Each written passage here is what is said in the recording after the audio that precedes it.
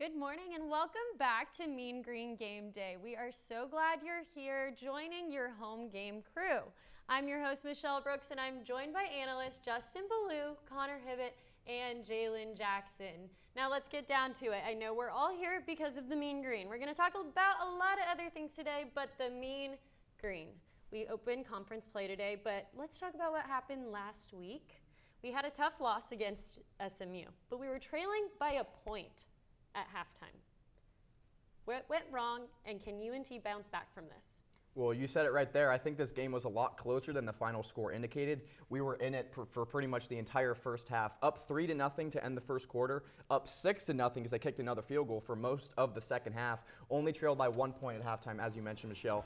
We were moving the ball well, too, over 500 total yards of offense, and our defense was making plays, just taking the ball away. 4 turnovers in that game, a couple interceptions, a couple fumble recoveries. The defense was flying around.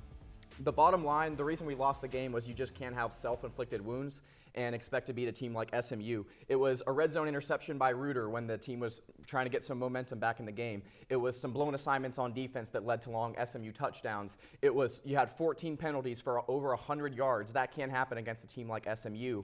And off those 4 turnovers that your defense got, you only scored 3 total points on offense. So that's kind of just what happened. I think UNT beat themselves more in this game, more than SMU beat us. So that was just kind of my takeaway from that game. No, I know. And our defense came out and they played really tough to start out. And Coach Seth Luttrell said, it's hard when you come out and you play like this, and then you have to come back out in the second half and keep going when we haven't gotten a score on the board. We hadn't scored a touchdown. What does that say about our defense? I think a big thing to watch across all of college football this year, you're going to see better defense because we actually had a real offseason. And so it gets the defensive players up to snuff. Remember, a year ago, we didn't have an offseason in college football. So what we saw last year, a lot more points. Defensive players were a step slow. But this year, we had an offseason, so now the defenses are getting up to snuff, which is why we've seen a lot of lowest scoring close games. And we saw this with UNT in both their games. The defense has looked much improved since last year. Now, I went to the spring game several months ago for UNT, and the defense seemed to be a lot more energized. And anytime you get a new coordinator, it's a first-year coordinator for us this year with our new DC, anytime you get a new coach, it provides a new psyche for a team. And the guys are feeling things better. The psyche is just much more positive than it was last year. So it's a good sign for us. But you have to keep in mind, we're in the era of college football where offenses win championships, not so much defense. In order for a defense to carry a team, it has to be elite, not just pretty good. You can't have a pretty good defense and an okay offense. You have to be balanced. And with UNT's schedule this year, they're going to have to be balanced on both sides of the ball, which means you can't turn the ball over in the red zone. You have to finish with touchdowns. You have to do the little things. And the defense can't give up big plays and shoot themselves in the foot because UNT's schedule this year is so difficult. They're going to have to be balanced, have good offense and good defense. So looking at our offense and QB, Jace Reuter, okay, he settled in a little bit there in the second half. Now, he made a couple mistakes, whatever, but how do we feel about him right now? Do we see him leading our team? Is he going to be consistent? Is he going to come out and play well today against UAB? Well, the thing about that is he has a good like sense of, throwing the ball to the right guy at the right time. But he like in this last game, he also had more interceptions than touchdowns. That's also a problem. You can't lead the team if you give the ball away more than you scored points. I do feel like this will come together over the season, but right now it needs a lot of focus because you have Roderick Burns who's doing amazing, taking after Jaelon Darden, just replacing that spot, and he's doing an amazing job. So I believe that it can come together. It just needs a whole lot more work. So how do you guys see Reuter performing today? Are y'all confident in his ability to come out strong and play consistently the whole game through, or is he a one-half quarterback? Well, UAB's defense is really, really good, and they play tight man coverage. So they're not going to allow just one guy, in this case Roderick Burns, to beat them. So UNT is going to have to spread the football around to other receivers. And we don't have as many playmakers as we have typically had in the past. So that's going to be something I'm looking forward to watching this game, to see how UNT tries to change their game plan in order to emphasize the passing game against a really stingy UAB defense. You're going to see from UAB, they are very, very smart with how they play defense. They're very situational. So you have a lot of teams who play situational offense, while UAB responds by playing situational defense. So UNT is going to have to be clever with how they perform offensively today.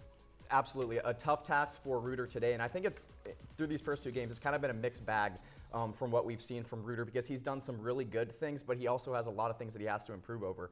For example, I think we saw some progression from him between game 1 and game 2, because in game 1 he was taking all the short throws, just kind of dinking and dunking the ball because he wasn't super used to this offense. But in week 2, he wasn't on target all the time with his long throws, but he was showing at least the ability to push the ball down the field to guys like Roderick Burns, Jair Shorter.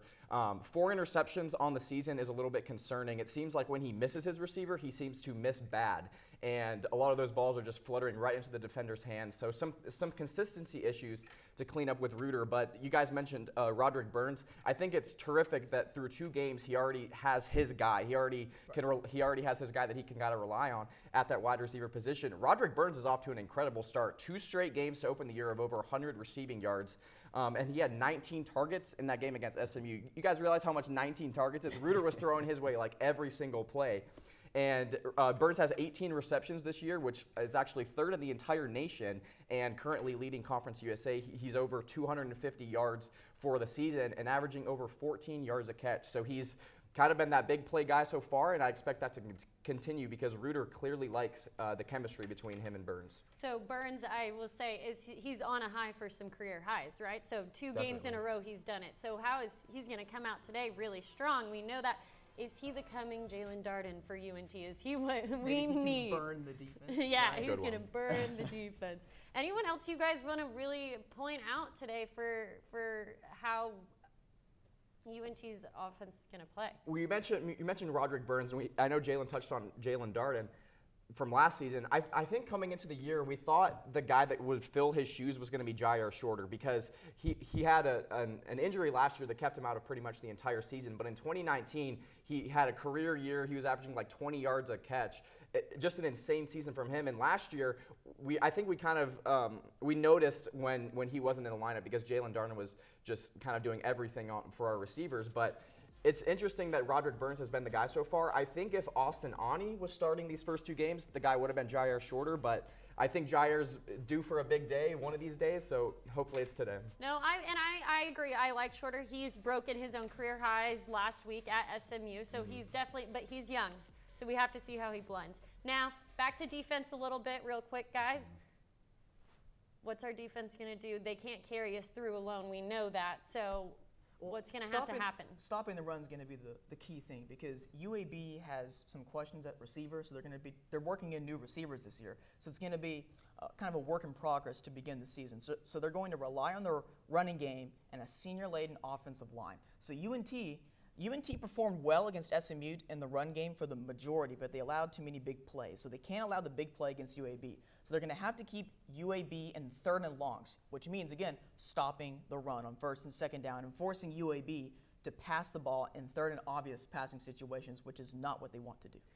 I agree with you, Michelle, too, that the defense can't carry us through the year, because especially with a new defensive coordinator, Phil Bennett, it's a totally different scheme from a season ago. And while we do return most of our starters along the defensive side of the ball, it takes time for these guys to have chemistry and stuff. And it's incredible that we're off to this good of a start on the defensive side of the ball. But it's a lot to expect a defense that was one of the worst in the entire FBS last season to take such a big step this year and carry you through the whole year. But I think it's good that the defense has been picking up slack in these first 2 games while the offense has kind of broken in with Reuter. Right, so the offense needs to build up. So let's look at what they need to do, because we went 4 of 18 at the 3rd down last week, right? Mm-hmm. So we have to turn that around. Well, right, and you have to stay on the field, because it also can get your defense tired when you have a lot of 3 and outs. There's a team in Baton Rouge who is struggling with that right now with LSU. LSU's offense is not being able to convert on 3rd downs, getting their defense on the field a lot, and we're seeing that a lot with UNT so far this year. It's vital to stay on the field and keep your guys fresh on defense, because I don't care how good your defense is, you can't consistently be on the field a lot. So, well, we have a lot more Conference USA games to preview and players to watch. Stick with us. We'll get that next.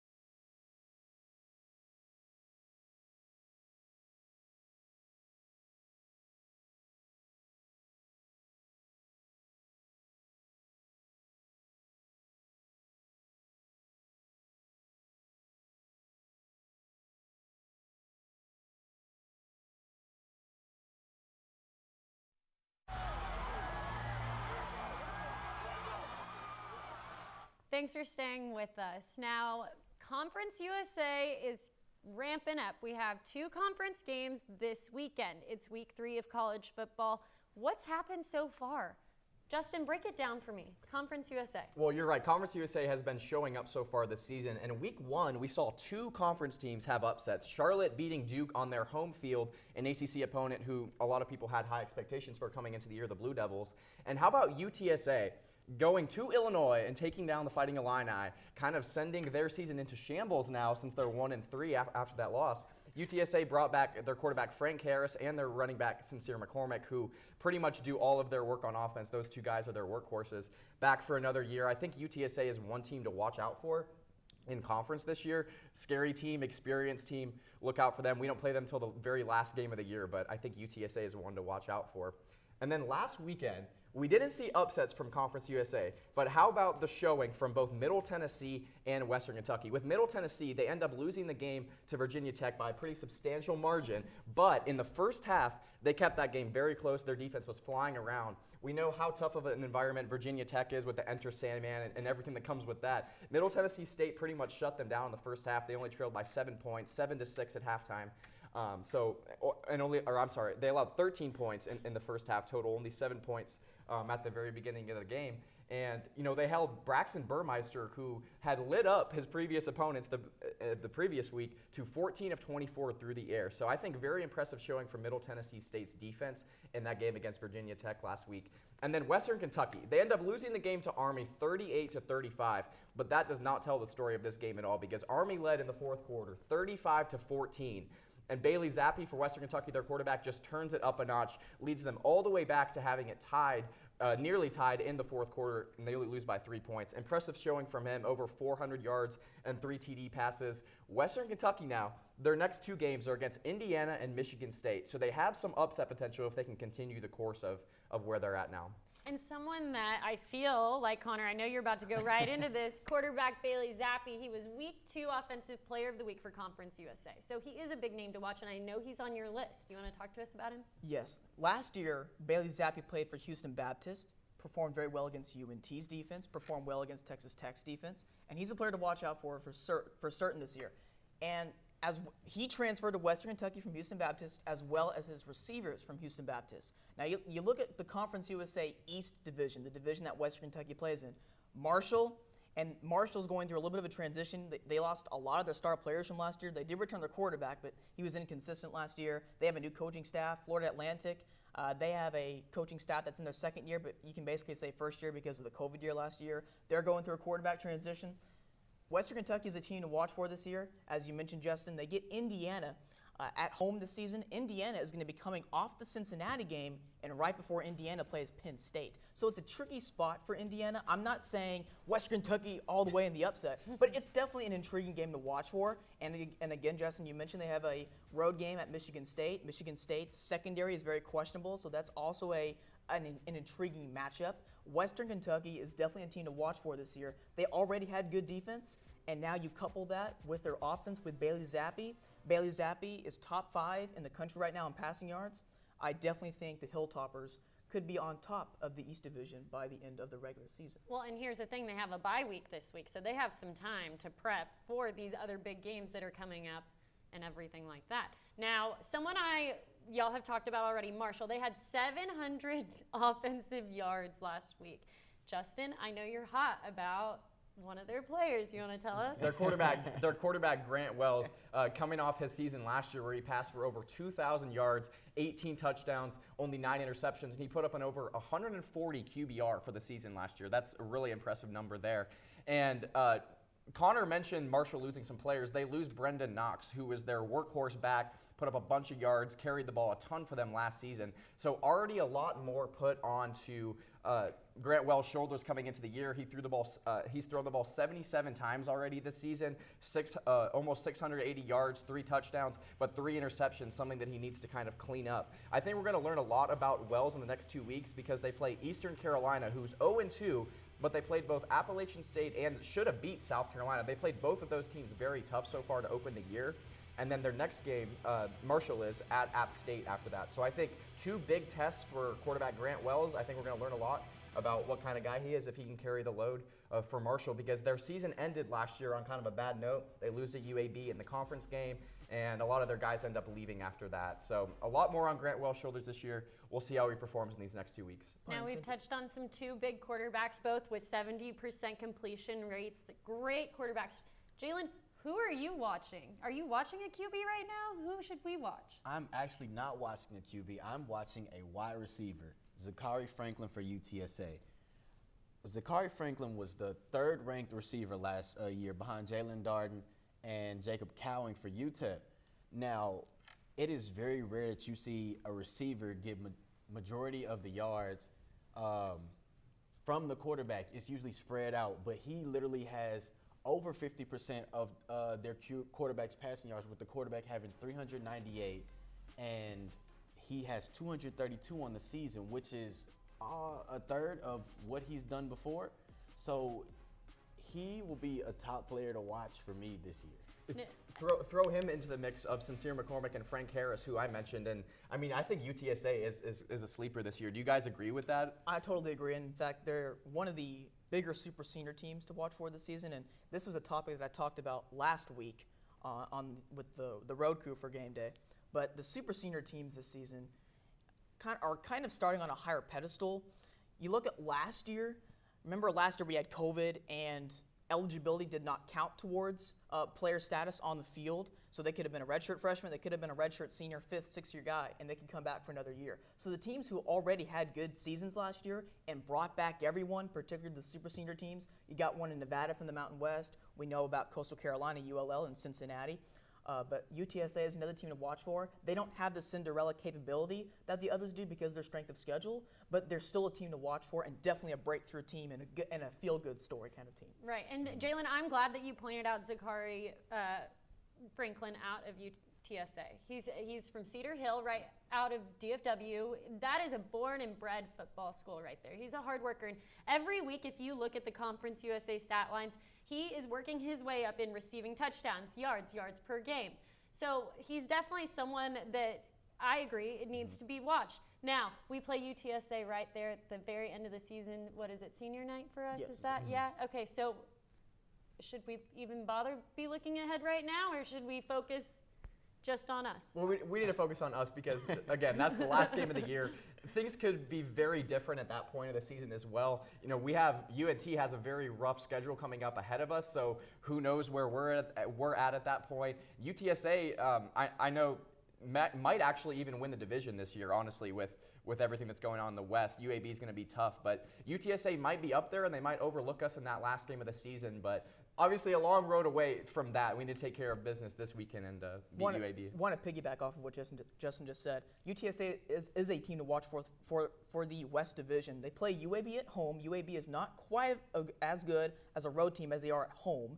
But what's interesting is if UTSA already has the West Division locked by the time they play us, Justin said, they may overlook us because they may have their sights on the Conference USA championship game. So it's possible that we could pull off an upset. It just depends on how the season's going and what the very high potential could be for UTSA in terms of their bowl game. But if they don't have the New Year's Six label on them, then they could potentially look over UNT if they already had the division locked. You usually see in the last game of the year, you usually see more upsets in NFL because with the divisions and everything, you can pretty much rest your starters and one game doesn't mean as much. But in college, it seems like they're always trying to win games. Yeah, no there's only matter 12 much. games. Yeah, right, it matters every exactly. second. Yeah, every single game matters, and especially with the bowls, they might be trying to get a better bowl game as well. So we'll see how that plays out, but got to take care of business this weekend. Well, speaking of games that matter, when we come back, we're going to be talking about a game that mattered a lot last week. Horns down all around. Coming up, we'll talk about the state of Texas and that super bad loss last week. Stay with us.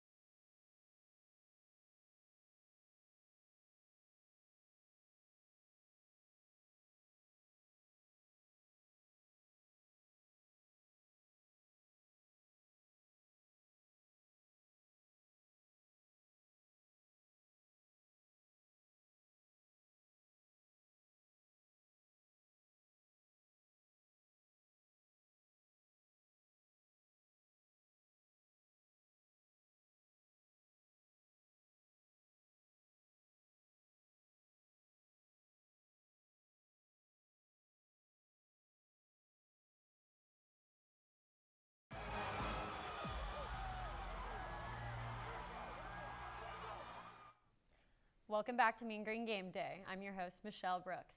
Now, we are going to be talking about a pretty big game that happened last week.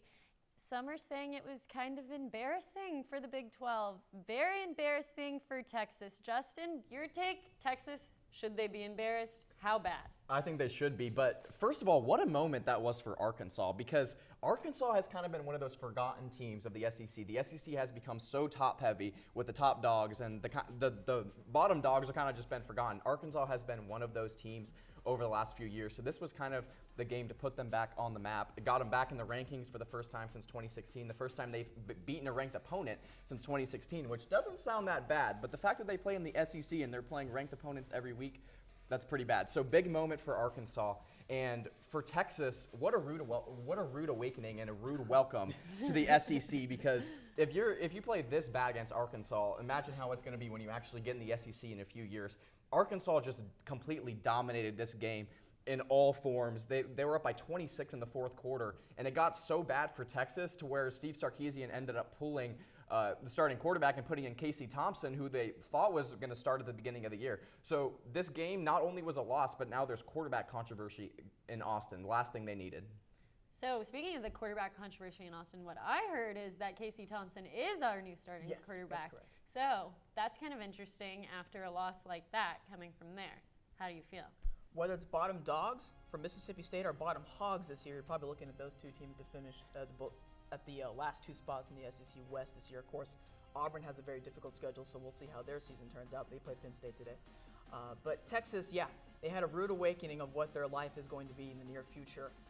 And this is Arkansas. This is not Alabama. Both teams start with an A, but both teams are not exactly graded out as an A.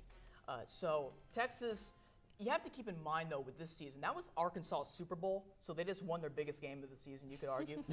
But Texas, they're going to be every single year, they have an uphill battle because everyone's rivals with Texas. They may not be rivals with everyone else, but everyone has Texas pinned in as a team they want to beat. And they're going to be facing extra animosity this year in the Big 12 because of the news about them wanting to go to the SEC. And keep in mind, their most difficult games are all the way from Austin this year. TCU, who they struggled to beat regardless of their head coach, by the way. Gary Patterson has UT's number. West Virginia, Iowa State, Oklahoma, Arkansas, all the way from Austin. Oklahoma's a neutral site game, obviously, in the Cotton Bowl. Right. But Texas has an uphill battle this year. We talked last blog about the super senior teams. Well, Texas is kind of on the opposite side of that. They were in transition. They lost a lot of guys from last year's team. Last year was the season for UT to break through. Not this year, even with the Sark effect. The Sark effect is not going to, if it does come into effect, won't happen until a couple years from now. UT's situation coming into this year reminds me of where UNT was at coming into last season. They lose Ellinger, we had lost Fine. Quarterback controversy entering the season, but throw in a new head coach in Texas too, and it's easy to see how things kind of quickly are going downhill in Austin. Very similar to where UNT was coming into last year. I thought that was interesting. No, but Sark doesn't need to be worried. No? I think it's time to panic a little bit. So for me, I think it's so early. We need to give him a chance. The defense is mediocre. The QB situation is uneven. We have some young kids in there. We got to give him some time. Do you guys see UT turning this season around anytime soon? I know we have a tough on the road schedule. See, I would possibly put most of like the coaching on the defense. Mainly because I would definitely put on the run defense. Their problem is mainly run defense. They had the Arkansas running backs averaging 6.3 carries a rush, and that you can't let the run go because you have these guys down here that can stop it so easily if they just give full effort, but. I wouldn't blame the whole thing on the head coach. I think we should give him time to build over the season. It's the beginning, and it's probably like the rest of the season left. So yeah. In the problem with today's game and the modernization of college football and sports, the media kind of overreacts to things. And when you have a program like Texas, who's had a history, and they're considered a blue blood, regardless of the sport, really. I mean, you look at national championships in combined sports. USC and Texas are right up there. And the boosters for UT, along with, again, the media kind of overreacting early on, can put coaches in a hotter seat than what reality really says. So Sark still has a little while to go. But But at the same time, it's UT. So instead of having 5 or 6 years, he's got 2 or 3 years. So, but his first loss as a Texas coach, let's not overreact. But there does need to be a realization that, hey, UT is not where they were 10 years ago, 12 years ago. The expectation for UT is to go 9, 10 wins, but more importantly, be a contender. That's not where they are right now. That's not where the expectation is. But at the same time, just because you aren't doing too great, you can't say, okay, well, he should be fired. That's the problem today. No, I agree. He doesn't need to overreact, but we don't need to underreact. We need to come right down in the middle. Right. So let's talk about some uneasiness lower in Texas. The Aggies, quarterback situation. Haynes King out, cracked with a lower leg.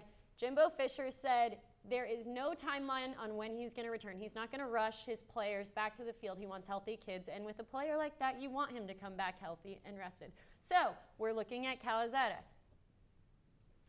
First of all, I think they were very happy to just sneak out that game against Colorado because Zach Calzada came in and he was pretty shaky, but it's understandable because he hasn't played at all this season. But I think he's going to be just fine because A&M has an incredible defense still that even when they have Haynes King in the game, they really ride their defense to victory regardless of who the quarterback is. I love their tight end, Jaelon Weidermeyer. That dude is a beast. He's huge. He makes all those catches no matter who the quarterback is. And they have an incredible run game and O-line. Their 2 running backs, Isaiah Spiller and Devon Achane last week, had really good games. So I think A&M is going to be okay. When you look at their schedule, I don't see them winning games or losing games. I don't think the result has changed since, like, with the new quarterback. I think they'll still finish where they were going to finish with Haynes King. Now, I know you say they snuck out last week, and they did. They won 10-7 against Colorado. Mm-hmm. But Calzada came in underneath and finished the game for them. So that kind of goes to show a little bit that this kid might have what it takes. Imagine the nerves. You haven't played in a game yet this season. You get thrown in. Y'all are losing. You need this win. I think the Texas A&M hype is a little misleading. It's kind of, I talked last week about Colorado and how their season last year was a little bit fool's gold because of their record.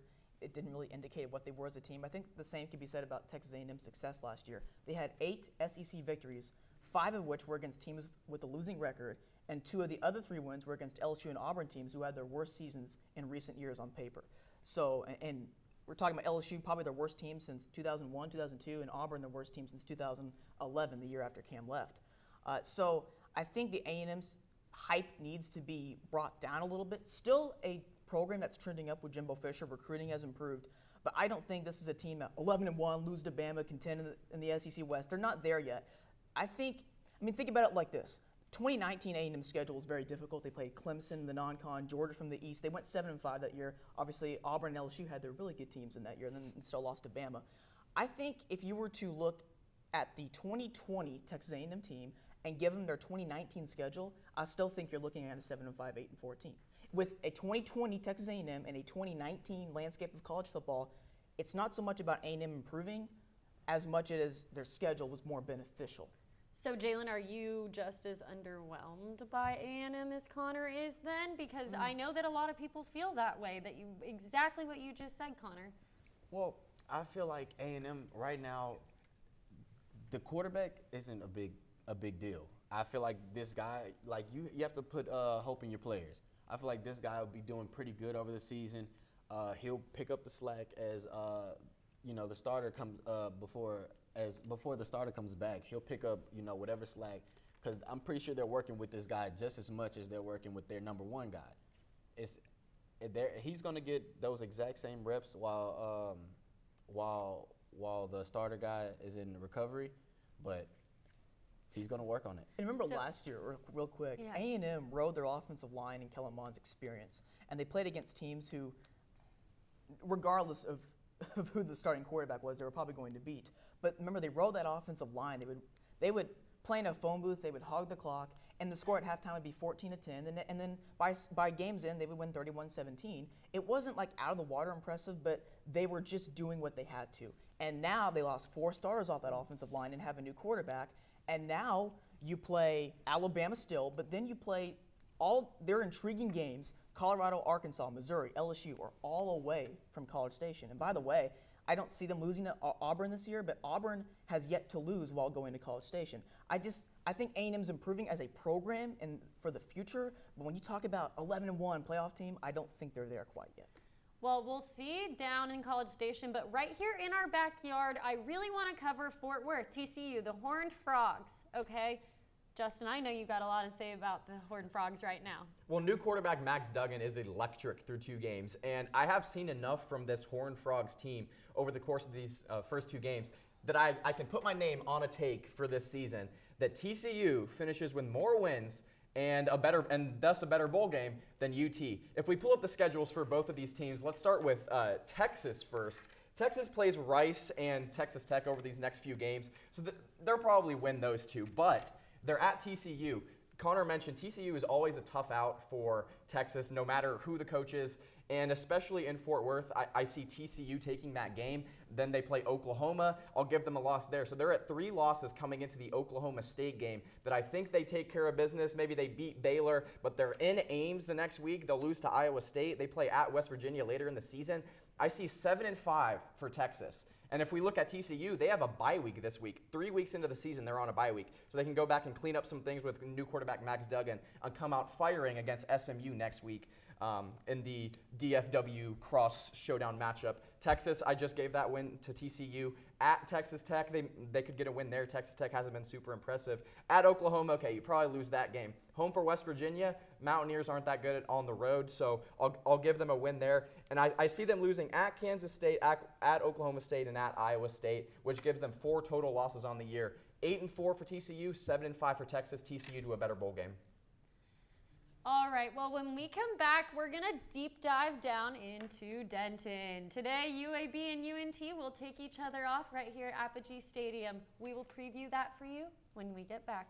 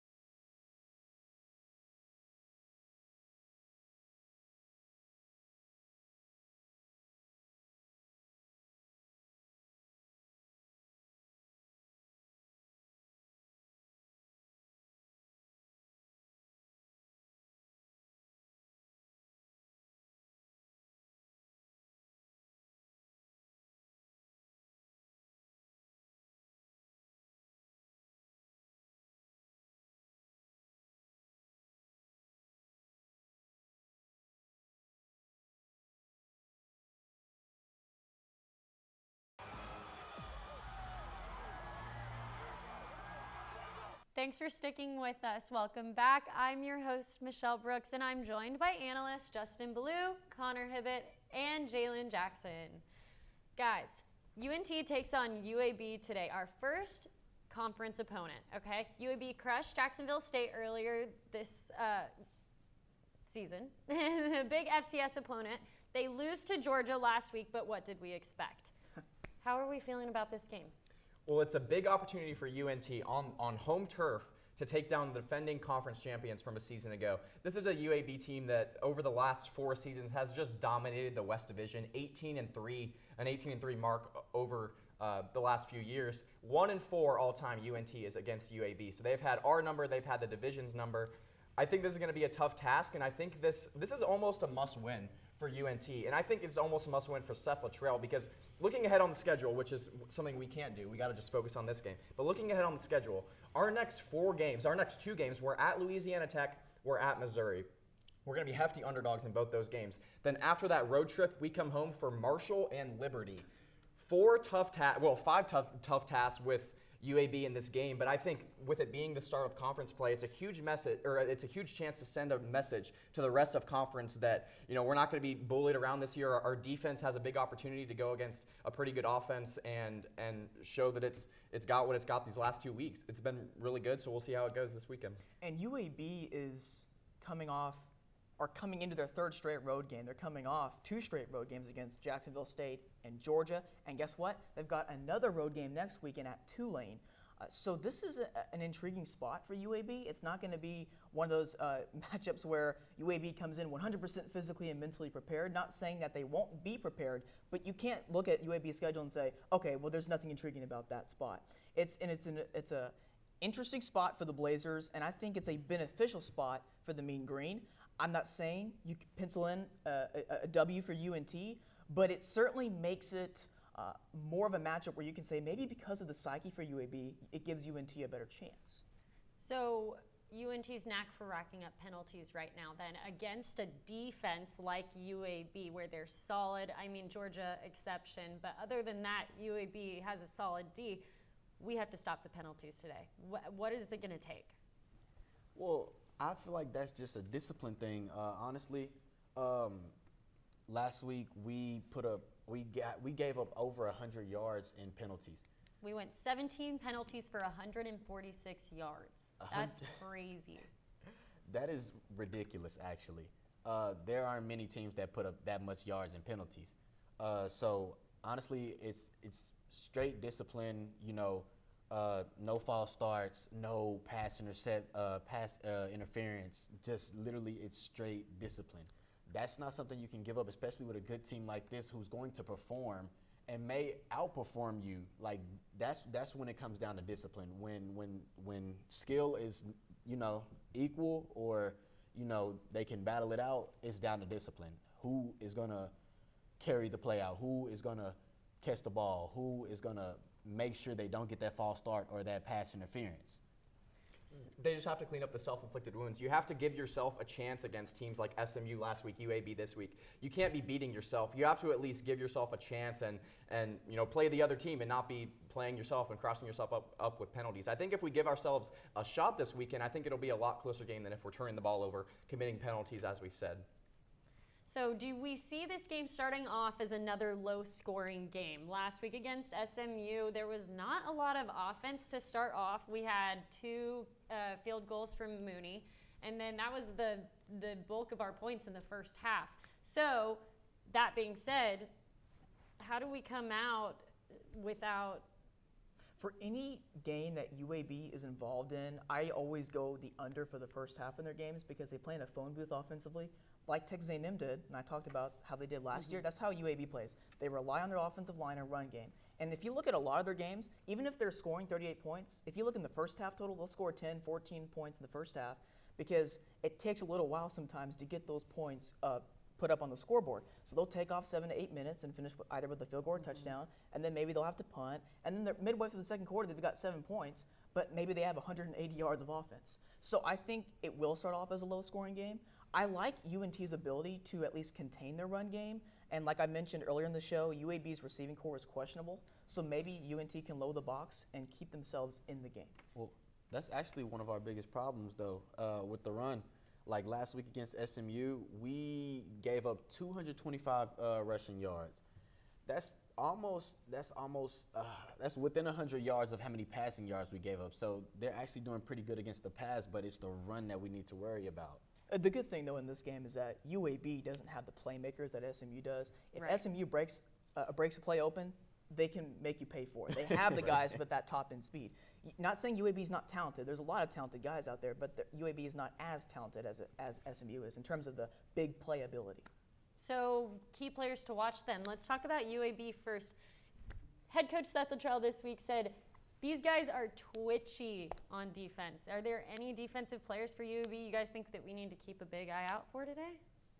I just think as a unit, UAB, I love watching UAB's defense. They play so smart situationally, and you have to today with the offenses because the offenses are always trying to out-scheme the defenses. But I love watching UAB's defense. It's fantastic to watch them play situationally and play almost like 2 steps ahead of the opposing offense. When the offense audibles, they're right there to audible with you. They're one of the most experienced defenses in the country. Bill Clark has led one of the best defenses the last 3 years in Conference USA and in the country. Like, we're looking at a UAB defense that's finished in the top 20 the last 3 years, and not just in the group of 5, but again, nationwide. So I think it's going to be a tough task to be able to exploit this defense. They play tight man coverage.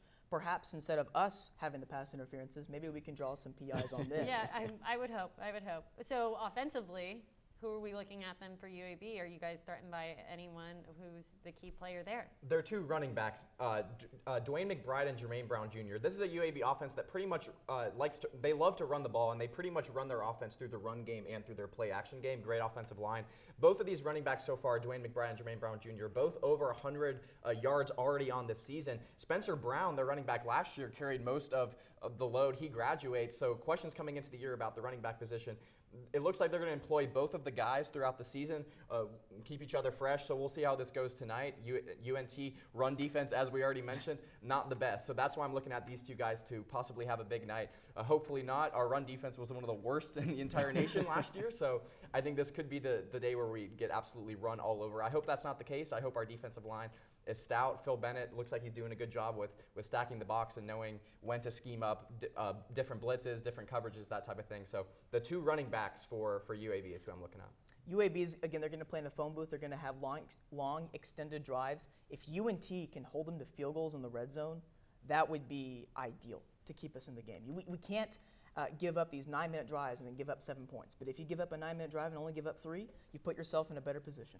And I think you can't stop the run against UAB, but I think you have to contain the run, especially when you get down in the red zone, because as I mentioned, our red zone offense has been struggling. So from a defensive perspective, when they get down inside the 20, you got to force them to kick field goals, and they're going to be trying to run the ball down your throat once they get in the red zone. So run defense, I think, is definitely the key for us this weekend. We're going to see some stacked boxes. We're going to see a lot of blitzes from Phil Bennett, I expect, this weekend. So we'll see how it all plays out. Again, weak receiving core for you. I mean, not weak, but that's not their strong suit in their receiving core. But when they can go play action, when the run game's successful, they go play action, they open that up. So and they got 2 senior tight ends. Right. So I think just stopping the run today on defense is the biggest thing. You don't even have to take the ball away. Just contain the run and don't let these 2 backs run all over you. And when you have a team that keeps running the whole entire game, they keep testing you, it's important for the defense to keep their psyche and to not try to overplay it. Stay in your rushing lanes. Don't try to go for the tackle for loss and give up a 20-yard play. Stay in your rushing lanes and give up a 2 or 3-yard run. It'll help as the game extends. And I think offensively, the key is to get Jace Reuter in rhythm early in the game, because we mentioned the slow start last week, the offense halting in the red zone. He seems to be kind of hesitating on his reads, on his throws at the start of games as well as in the red zone. So I think if we get him in rhythm early. Once he's in that groove. Right, get him in that groove early. I think the red zone game at that point will kind of just take care of himself if he's in a good rhythm. So I think offensively, that's kind of what it is. Start dinking and dunking at first, get him in a good rhythm, and then start taking those long throws. Look for Jair Shorter today to have a big game. I think this is the one he breaks out in. Maybe they've been vanilla to surprise the UAB defense. Maybe. Now, I want to talk about someone we could watch out for today. DeAndre Torrey. Okay. Questionable coming in. Questionable. We'll see if he plays. Right. Our run game needs to step it up. So we were discussing this earlier. It's questionable if he plays, but we're pretty hopeful that he's going to make it in. If he makes it in, what does this mean for UNT? It could turn a 28-17 loss into a possible game at the end of the game where you could see UNT have a chance to win. Okay. Well, I guess we'll see what happens. Coming up, we are going to do our favorite part of the show, predictions. We have some big games we're going to cover for y'all. Stick around and let's see how bad Justin's going to lose this week.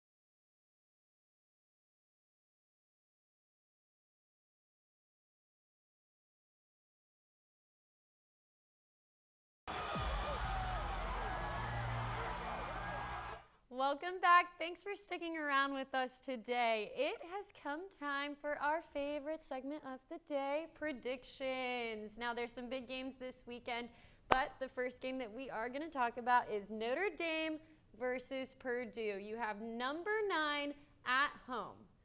Notre Dame's not looking too hot right now. I'm going to take Purdue. I don't know. I think that they have some of the best pass rushers in the country right now, and they are a threat.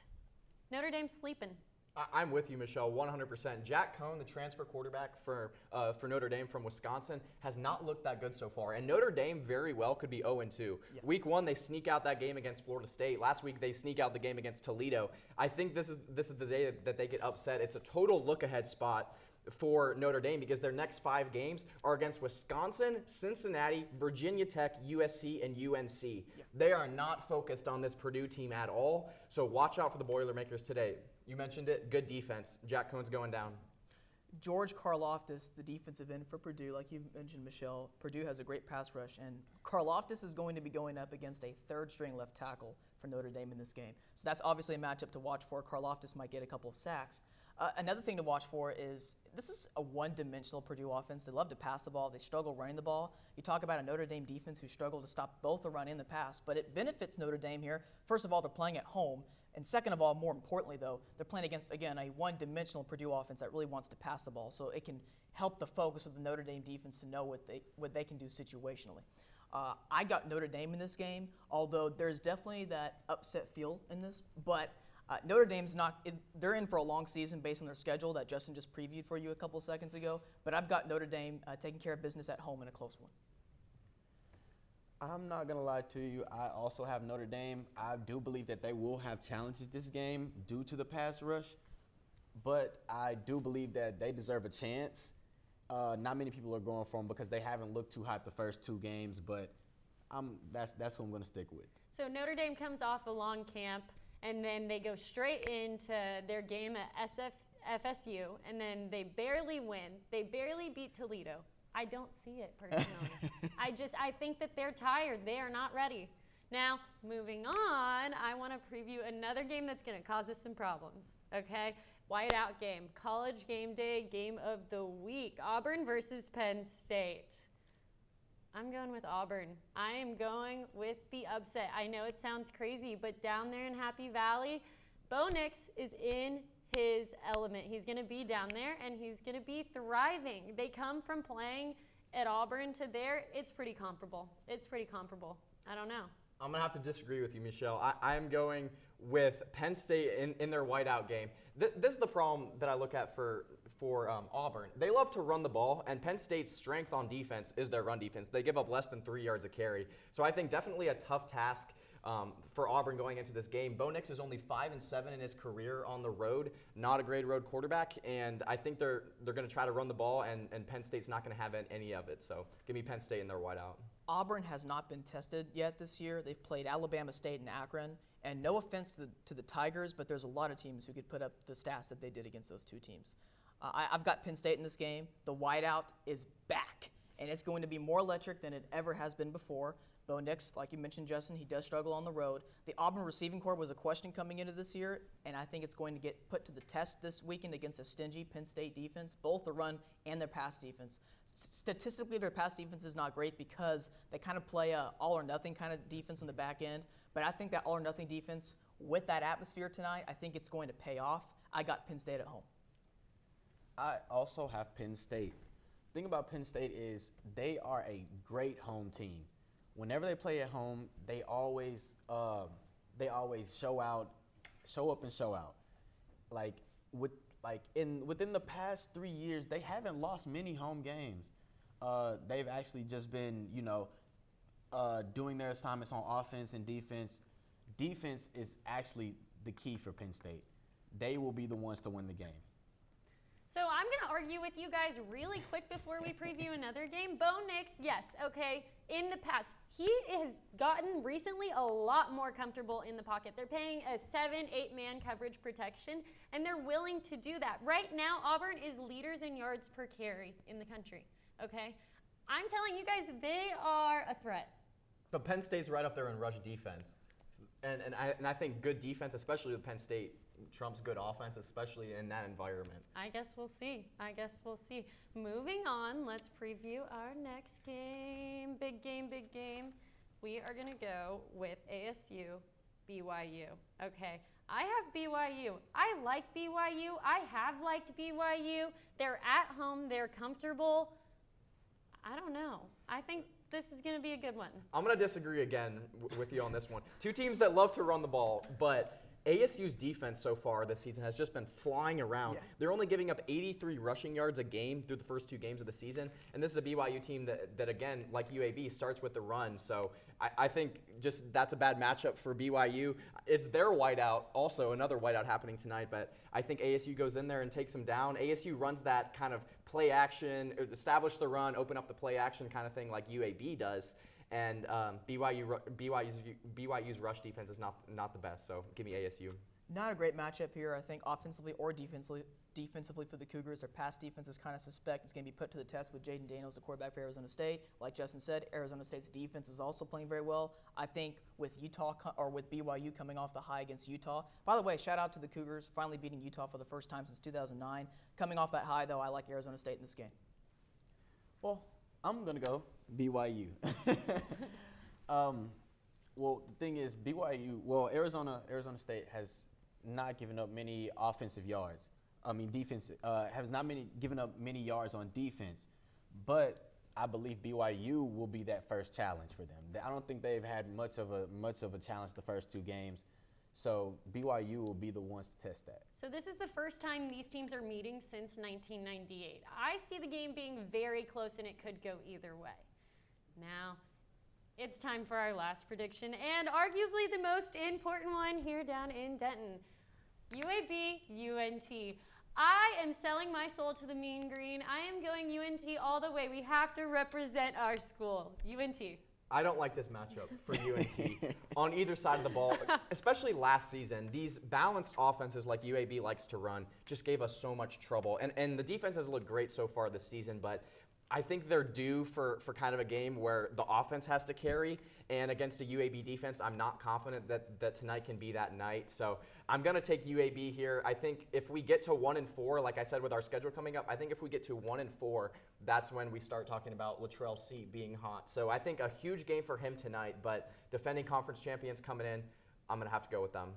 Well, speaking of hot, I'll go with the hot take for this game. Right now, UAB, the 2-touchdown favorite. I think UNT will cover the spread, but I ultimately have UAB winning this game. Jaelon? I also have UAB, sadly. I don't believe that, looking holistically, Jace Ruder, if he could take out the interceptions, then you would have a pretty good guy, but he's thrown 4, almost as much touchdowns, probably more.